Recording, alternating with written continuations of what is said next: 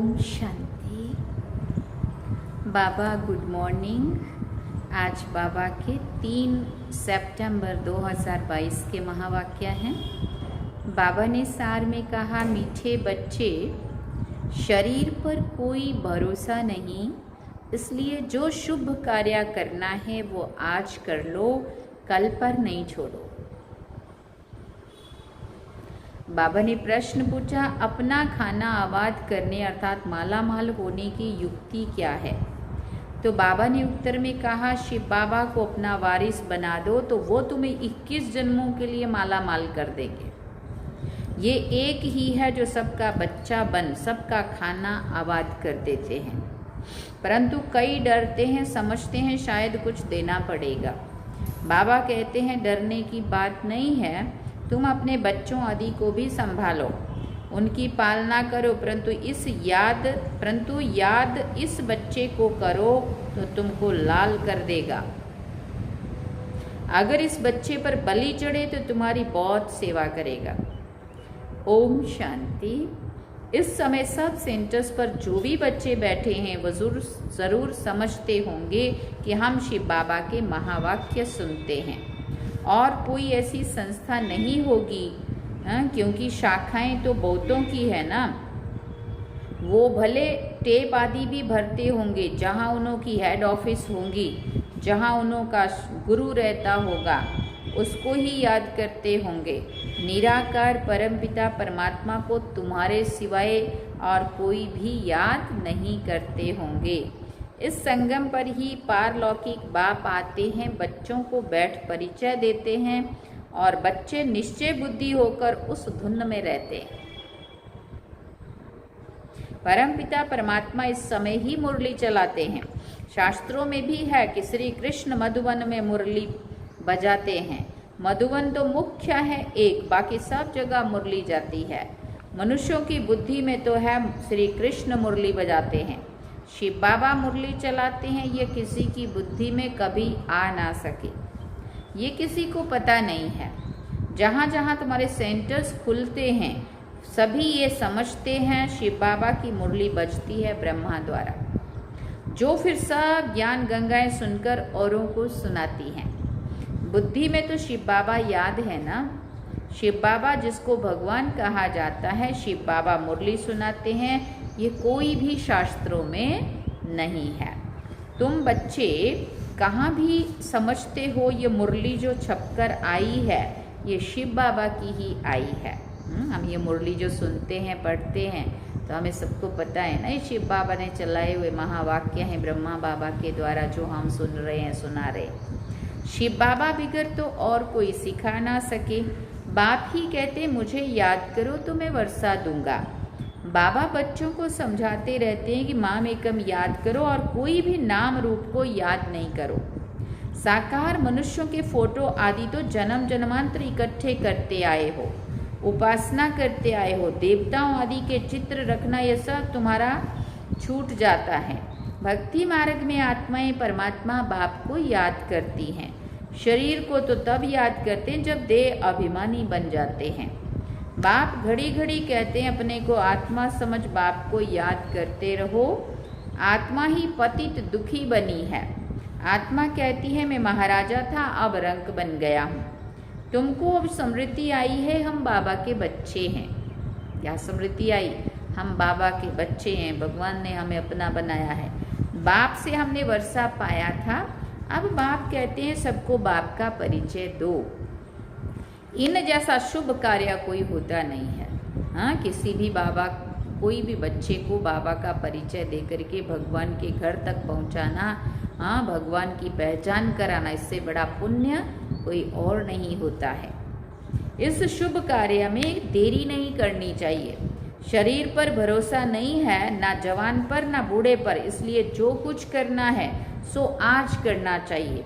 आजकल करते करते काल खा जाएगा। बाप ने कितनी बड़ी हॉस्पिटल कम यूनिवर्सिटी खोली है, जिससे हेल्थ, वेल्थ और हैप्पीनेस मिलती है। हेल्थ वेल्थ है तो हैप्पी है ही, निरोगी काया है, धन है तो मनुष्य सुखी है।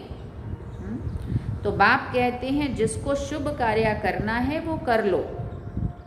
सिर्फ 3 पैर पृथ्वी लेकर ये हॉस्पिटल खोलो,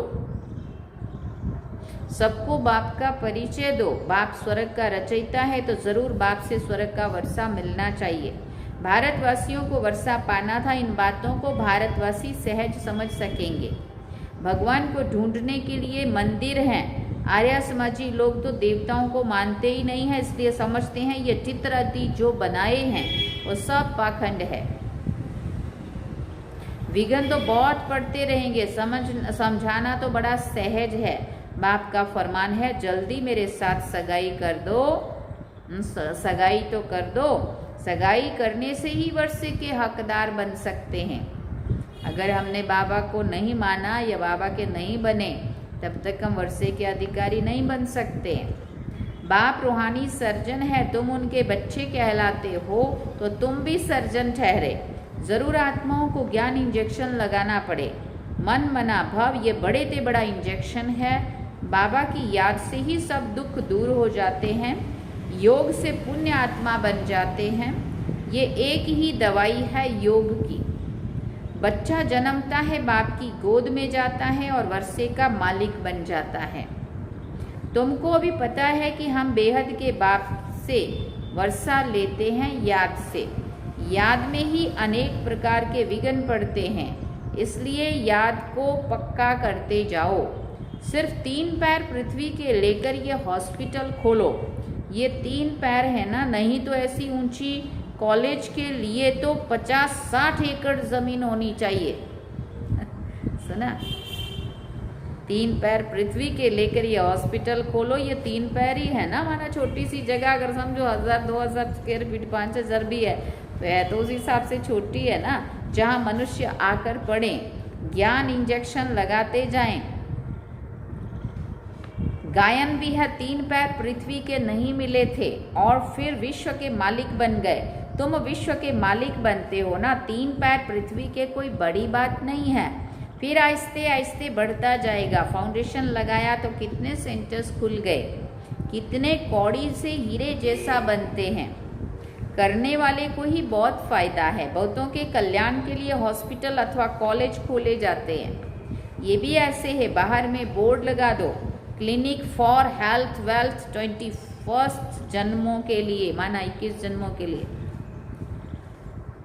हिंदी में कहेंगे 100%, हिंदी में कहेंगे 100% पवित्रता सुख शांति का चिकित्सालय।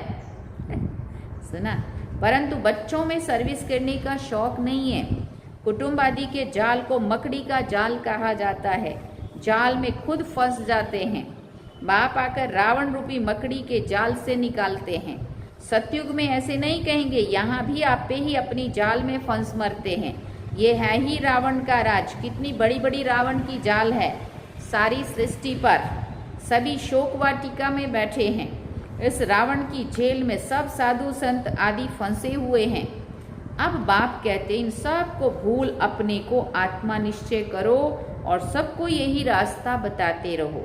ये सृष्टि चक्र का राज दूसरा कोई बता ना सके।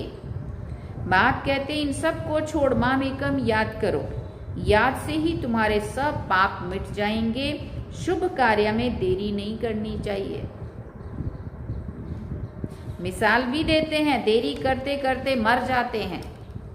हमारे एक भाई थे, काफ़ी साल हो गए अभी तो उनको गए हुए। उन्होंने, उनका एक गेट बनाने का काम था। गेट और ये खिड़कियों का जो ग्रिल वगैरह बनाते हैं ना, ये सारा काम था उनका। और अपने यहाँ पे हॉल में ये ग्रिल वगैरह नहीं लगी हुई थी और नीचे गेट भी बहुत पहले ज़माने का पुराना सा गंदा सा था, अच्छा नहीं था इतना। तो फिर मैं एक गेट बोल रही थी, गेट बना दो, आप सबके गेट बनाते हो, बाबा का गेट बना लो। और ये ग्रिल नहीं थी तो जाली भी नहीं, जाली तो अभी तक भी नहीं है मेरे ख्याल से। तो उसमें बोला मैं लगा दूंगा। 2-3 बार वो भी ले गए, उसका माप भी ले गए। गेट बना दूंगा, मैं ग्रिल बना दूंगा, बस मेरा एक काम ये वाला होने दो, इसके बाद बाबा का ही करूंगा। बस ये वाला काम आ गया, इमरजेंसी है, इसको करने दो, उसके बाद यही करूंगा। ऐसे 2-3 साल उन्होंने निकाल दिया। आजकल करते करते करते करते अचानक अटैक आया और भाई चला गया ऊपर और वो गेट भी रह गया, ग्रिल भी रह गई। बोलते बोलते भी इंसान इसलिए कल आज का काम कल पे तो कभी नहीं छोड़ना चाहिए। जो संकल्प, जब संकल्प आ गया तुरंत दान महापुण्य। हाँ, नहीं तो थोड़ी देर के बाद मन भी बदल सकता है और अपने शरीर पे ही भरोसा नहीं है। आज हाँ किया, कल को मैं ही उड़ गई, क्या मतलब हुआ उस बोलने का, है ना। इसलिए बाबा कहते शुभ कार्य में देरी नहीं करनी चाहिए। मिसाल भी देते हैं, देरी करते करते मर जाते, ऐसा ही हुआ वो भाई का। फिर भोग पर जब आत्मा आती है तो बहुत रोती है।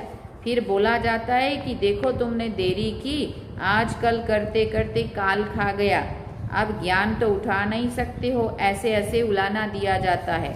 बहुत बच्चे ख्याल करते हैं अच्छा कल ये करेंगे, फिर मर जाते हैं, इसलिए समझाया जाता है ममत्व छोड़ दो। एक माता जी और दूसरी बात बोला, मैं गाड़ी लेके दूंगी, हाँ दो, आप डाउन पेमेंट कितना भरना है वो भर दो और गाड़ी ले लो, और उसके बाद लोन का जो हफ्ता किस्त होती है वो मैं भरती रहूँगी मेरी पेंशन से। वो बोलते बोलते चली गई, वो भी गई, है ना। तो वो गाड़ी भी रह गई, वो हफ्ते भी रह गए, वो डाउन पेमेंट भी रह गया, है ना। तो वो गाड़ी लेती लेती, एक गेट बनाता बनाता चला गया, एक गाड़ी लेती लेती चली गई। जिसकी किस्मत में नहीं है ना सफल करना, वो सिर्फ बोलता रहेगा आज नहीं कल करेंगे, कल कल करते काल खा जाएगा। अचानक एक घड़ी का भरोसा है ही नहीं है शरीर पर। इसलिए बाबा कहता जो संकल्प जब आ गया ना, तुरंत उसको हमें अमल में ला करके अपना भाग्य बनाना चाहिए। नहीं तो बाबा का कुछ नहीं जाएगा, जाएगा और नहीं जाएगा हमारा ही जाने वाला है ना। इसलिए बाबा कहते हैं बहुत बच्चे ख्याल करते हैं अच्छा कल ये करेंगे और फिर मर जाते हैं, इसलिए समझाया जाता है ममत्व छोड़ दो।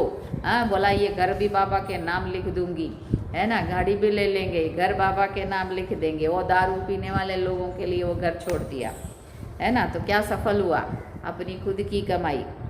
बाबा कहते लौकिक वेल्थ हैप्पीनेस मिलती है, हेल्थ वेल्थ है तो हैप्पी तो है ही है। निरोगी काया है, धन है तो मनुष्य सुखी है। तो बाप कहते हैं जिसको शुभ कार्य करना है वो कर लो। सिर्फ 3 पैर पृथ्वी के लेकर ये हॉस्पिटल खोलो, सबको बाप का परिचय दो। बाप स्वर्ग का रचयिता है तो जरूर बाप से स्वर्ग का वर्षा मिलना चाहिए। भारतवासियों को वर्षा था ना, इन बातों को भारतवासी सहज समझ सकेंगे। भगवान को ढूंढने के लिए मंदिर हैं। आर्य समाजी लोग तो देवताओं को मानते ही नहीं हैं, इसलिए समझते हैं ये चित्र आदि जो भी है वो सब पाखंड है। हाँ, विघ्न तो बहुत पड़ते रहेंगे, समझाना तो बड़ा सहज है।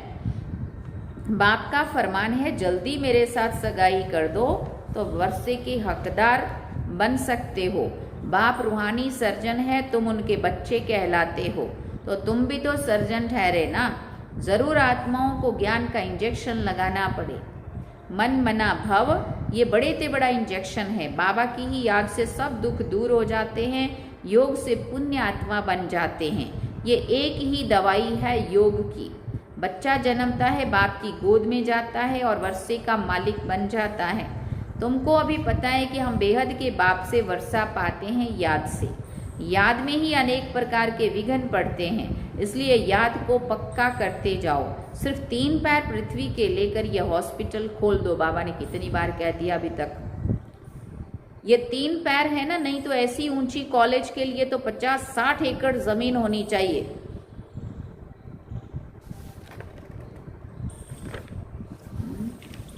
ये तो हमने पहले भी पढ़ लिया।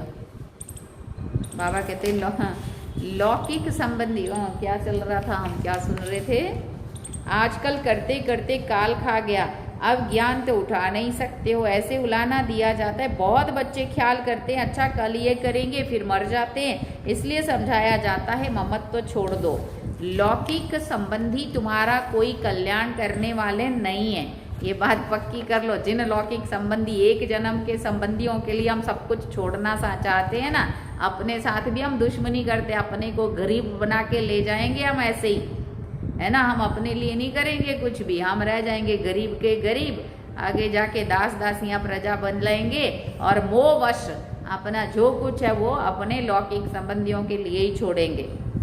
बाबा कहते लौकिक संबंधी तुम्हारा कोई कल्याण करने वाले नहीं है। ये शिव बाबा अब तुम्हारा बच्चा बनते हैं, कहते हैं तुम मुझे वारिस बनाओ तो मैं तुम्हारी सेवा करूंगा। इसलिए बाबा पूछते भी हैं कि आपको कितने बच्चे हैं। मुझ शिव बाबा को अपना बच्चा बनाया तो माला माल हो जाएंगे 21 जन्मों के लिए। कन्या तो अपने घर जाती है, बच्चे के लिए कितना हैरान होते हैं। बच्चा नहीं होता है तो दूसरी तीसरी शादी भी करते हैं, ऐसा भी कई जगह पे होता है। बाप कहते हैं वो लौकिक बच्चे तो तुम्हारी कुछ भी सेवा नहीं करेंगे। वो तो आप लोगों का खुद का अनुभव बताता ही होगा कितनी कौन करता है। यहाँ सबका एक बच्चा सबका बच्चा बनता है, यहाँ एक सबका बच्चा बनता है, एकदम सबका खाना आबाद करने। परंतु कई डरते हैं कि सब कुछ देना पड़ेगा तो क्या होगा। बाप कहते हैं अपने बच्चों आदि की पालना तो करनी ही है। बाबा ने ऐसा नहीं बोला उनका हक छीन के दे दो, परंतु कुछ उनको दे दो तो कुछ इसको भी लगा दो, नहीं। परंतु इस याद इस बच्चे को भी करो, ये तो तुमको लाल कर देगा। काशी के मंदिर में जाकर बलि चढ़ते हैं, समझते हैं शिव पर बलि चढ़ने से जीवन मुक्ति मिलती है। वास्तव में बात यहाँ की है, कहाँ की बात कहाँ ले गए हैं। अगर तुम इस बच्चे पर बलि चढ़े तो ये तुम्हारी बहुत सेवा करेगा, स्वर्ग में महल दे देंगे। वो बच्चा तो कुछ भी नहीं करेगा, करके ब्राह्मण आदि खिलाएगा, अपना क्या करेगा। मरने के बाद किसी को स्टील के डिब्बियाँ दे देगा और क्या करेगा, ब्राह्मणों को खिला देगा। क्रिया कर्म विधि जो भी करनी पड़ेगी वो लोक लाज के कारण, उससे भी पैसा बचाएगा। इसके ऊपर क्या खर्चा करना। मनुष्य दान पुण्य आदि जो करते हैं सो अपने लिए ही करते हैं। तो ये हॉस्पिटल खोलना कितना पाप है, तो ये हॉस्पिटल खोलना कितना पुण्य है। साहूकार लोग तो 10-15 हॉस्पिटल खोल सकते हैं। ये पैसे आदि तो सभी खत्म हो जाएंगे। तुम किराए पर मकान लेकर 50,000 में 50 हॉस्पिटल खोल दो, फिर वो आपे ही अपने पैर पर खड़े हो जाएंगे। किराया देना पड़ता है ना, जैसे हम किराए पे कोई मकान लेते हैं, चलो ये मकान 2000 में मिल गया, खोल दो एक सेंटर, वहाँ हर महीने 2000 किराया उसका भर दो। दूसरी जगह ले लो 1000 रुपया वहाँ का, चलो वो भी भर दो, है ना।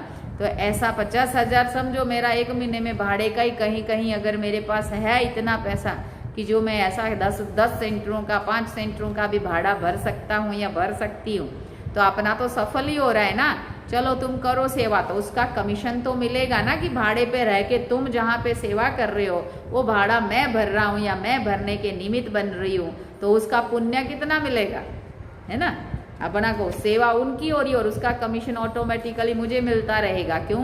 क्योंकि जहाँ पे तुम सेवा कर रहे हो उसका भाड़ा हम भर रहे हैं ना। तो बाबा कहते फिर वो आप ही अपने पैर पे खड़े हो जाएंगे। बाप कितनी सहज युक्तियां सर्विस की बताते। गंगा के कंठे पर जाकर सर्विस करो, अपनी पीठ पर ये बाबा का परिचय लगा दो, आप ही पढ़ते रहेंगे। ये देह अभिमान छोड़ना है। कोई साहूकार ऐसे करे तो सब कहेंगे वाह, इनको देह अभिमान बिल्कुल नहीं है। बाप का परिचय देना है, बाप स्वर्ग का रचयिता है, फिर हम नरक में क्यों पड़े हैं। अभी बाप आए हैं, कहते हैं दे के सब संबंध छोड़ मुझे याद करो। भारत स्वर्ग से नरक कैसे बना, लक्ष्मी नारायण ने 84 जन्म कैसे लिए, तो हम कथा आओ तो हम तुम्हें कथा सुनाएं। ढेर इकट्ठे हो जाएं। पतित पावनी गंगा को भी कहते हैं तो जमुना को भी कहते हैं। अच्छा गंगा पतित पावनी है तो एक को पकड़ो ना, तो फिर एक पे ही सारी दुनिया को पहुंचना चाहिए। तो लोग तो कोई भी नदी पे कहीं भी घाट पे जाके पावन बनने को चल पड़ते हैं। अब तुम बच्चों ने ड्रामा को जाना है तो फिर समझाना है। अगर औरों को रोशनी देंगे तो कौन, अगर औरों को रोशनी नहीं देंगे तो फिर कौन कहेंगे इनकी बुद्धि में रोशनी है। सर्जन इंजेक्शन लगा ना सके तो उनको सर्जन कौन कहेगा। तुम बच्चों को रोशनी मिली है, 84 जन्मों का राज भी बुद्धि में है। तुम इस ड्रामा को और एक्टर्स की एक्ट को जानते हो। ऊंचे से ऊंची एक्ट है बाप की। बच्चों के साथ पार्ट बजाते तुम भारत को स्वर्ग बनाते हो, परंतु हो गुप्त, इनकॉग्निटो, नॉन वायलेंस शक्ति सेना। उनकी सब बातें जिस्मानी है। कितने कुंभ के मेले में जाते हैं, यहाँ जिस्मानी कोई बात नहीं है। तुम उठते बैठते चलते यात्रा पर हो, याद से तुम पावन बनते हो। बाबा कहते हैं तुम कर्म करते समय भी शिव बाबा को याद करो। वो फिर कह देते हैं सब में परमात्मा है। फर्क हो गया ना। बाप कहते हैं जहाँ भी बैठो मुझे याद करो। फिर सर्विस भी करनी चाहिए। मंदिरों में बहुत भक्त जाते हैं, बस ये चित्र पीठ पर लगा दो, बाप का परिचय देते रहो। युक्तियां तो बहुत बतलाते हैं, शमशान में जाकर भी समझाओ। फिर बाबा कहते हैं निराकार बाप की महिमा और श्री कृष्ण की महिमा। अब बताओ गीता का भगवान कौन, साथ में चित्र भी हो। सर्विस तुम बहुत कर सकते हो, फीमेल करे और कोई कुमारी करे तो अहो सौभाग्य। कन्या तो सबसे अच्छी, कन्याओं का कन्हैया बाप है। निराकार श्री कृष्ण नहीं था, ये बाप है। बाप को ख्याल आता है कि बच्चों को कैसे समझाऊं।